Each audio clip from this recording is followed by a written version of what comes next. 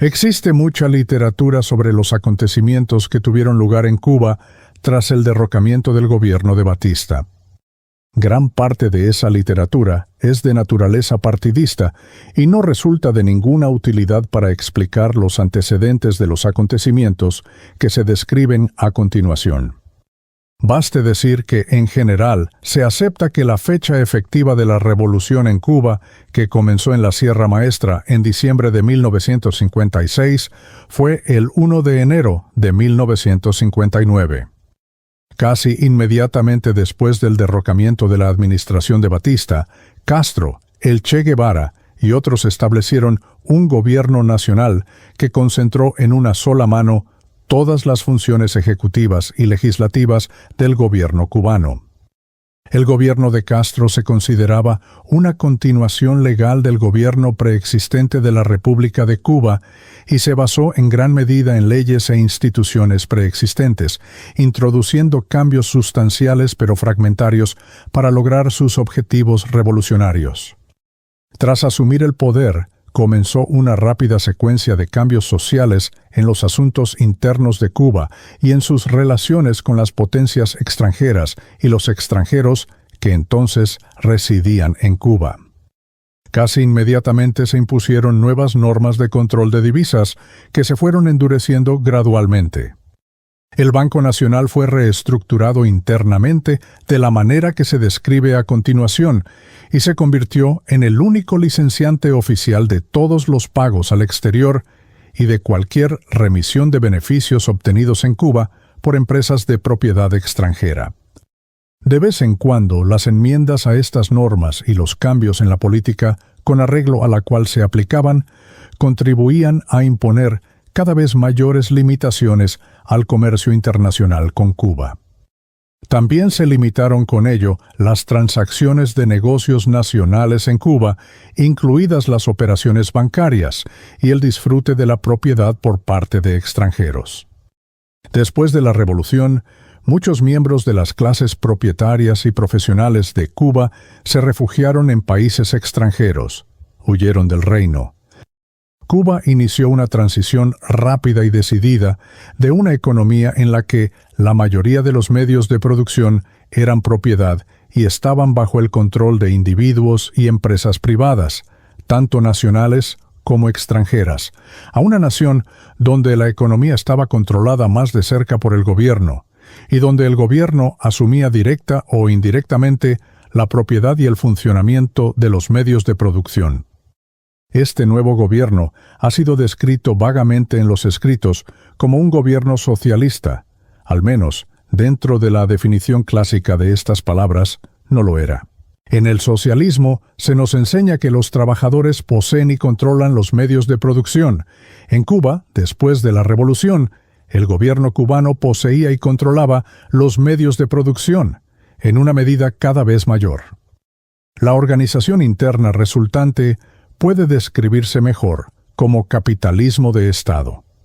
Mediante diversos estatutos y decretos, la propiedad y el control de las propiedades y negocios de quienes huyeron de Cuba después de la Revolución pasaron a manos del gobierno cubano. El 17 de mayo de 1959 se promulgó una ley de reforma agraria que buscaba la nacionalización y el desmembramiento de grandes propiedades de tierra en una nación que anteriormente había basado su economía en gran medida en la producción de azúcar para la exportación. Esta reforma agraria fue administrada por un brazo del gobierno cubano conocido como el INRA, el Instituto Nacional de Reforma Agraria, que procedió a actuar como una corporación comercial de propiedad estatal, siendo propietario de las instalaciones de producción de azúcar y disponiendo de la cosecha de azúcar para la exportación. Personas o entidades llamadas interventores fueron designadas por el gobierno cubano para confiscar y dirigir numerosas empresas comerciales, propiedad de ausentes, nativos y extranjeros. En noviembre de 1959 se reorganizó el Banco Nacional de Cuba, el Banco Central de la República de Cuba, y el Che Guevara fue nombrado presidente del Banco Nacional. Estos importantes cambios sociales, a los que en adelante nos referiremos en su totalidad, y para simplificar como los cambios sociales, estuvieron acompañados de la retórica habitual y de promesas que algunos consideraron y pretendieron considerar como amenazas de que pronto se producirían más cambios similares. Y así fue. Durante muchos años, el azúcar había sido un producto excedente en el mercado mundial. A los productores cubanos de azúcar se les había concedido una cuota de importación administrada políticamente y modificada anualmente, para que el gobierno de los Estados Unidos autorizara la importación de azúcar al mercado norteamericano. En los Estados Unidos, el precio del azúcar se ha mantenido tradicionalmente a un nivel superior al precio competitivo mundial y cercano a los costos marginales de los productores estadounidenses de remolacha y azúcar de caña, a fin de asegurar la supervivencia de los productores nacionales. La administración y asignación de las cuotas de importación de azúcar había sido una parte esencial de la política exterior estadounidense durante muchos años, no solo en sus relaciones con Cuba, sino también con otras naciones productoras de azúcar. Los ajustes en la cuota de azúcar se consideraban recompensas y castigos diplomáticos para las naciones extranjeras productoras de azúcar, en función de su conducta internacional, su aparente amabilidad y el trato que se daba a los nacionales estadounidenses.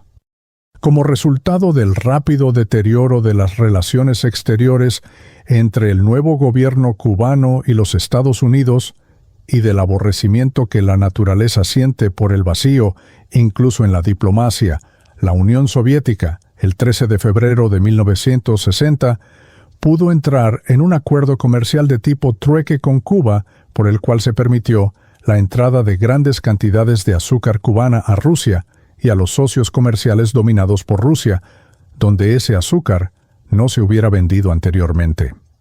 Ese azúcar debía pagarse con mercancías, incluyendo, pero no limitado a, armamentos producidos en la Unión Soviética.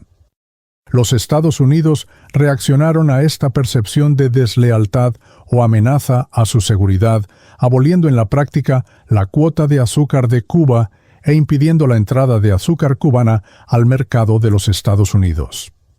Véase 74 Stat. 830, 1960. Que se convirtió en ley el 6 de julio de 1960. El 6 de julio de 1960, como respuesta inmediata a la promulgación de la mencionada ley que derogaba la cuota azucarera cubana, el gobierno cubano promulgó la ley No. 851, que disponía la nacionalización de los negocios y propiedades de ciudadanos estadounidenses ubicados en Cuba. El 6 de agosto de 1960, 26 corporaciones, sucursales o negocios de propiedad estadounidense fueron nacionalizados.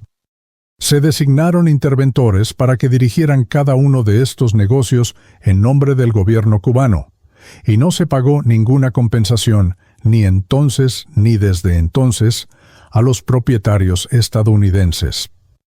El 16 de septiembre de 1960, las operaciones bancarias de los Estados Unidos en Cuba, operadas por el Chase, el Citibank y otros, fueron confiscadas en la forma que se expone a continuación con mayor detalle. Las relaciones diplomáticas entre ambos países llegaron a su fin y las transferencias de fondos entre Estados Unidos y Cuba quedaron prohibidas en ambos países. Así sigue siendo hasta hoy.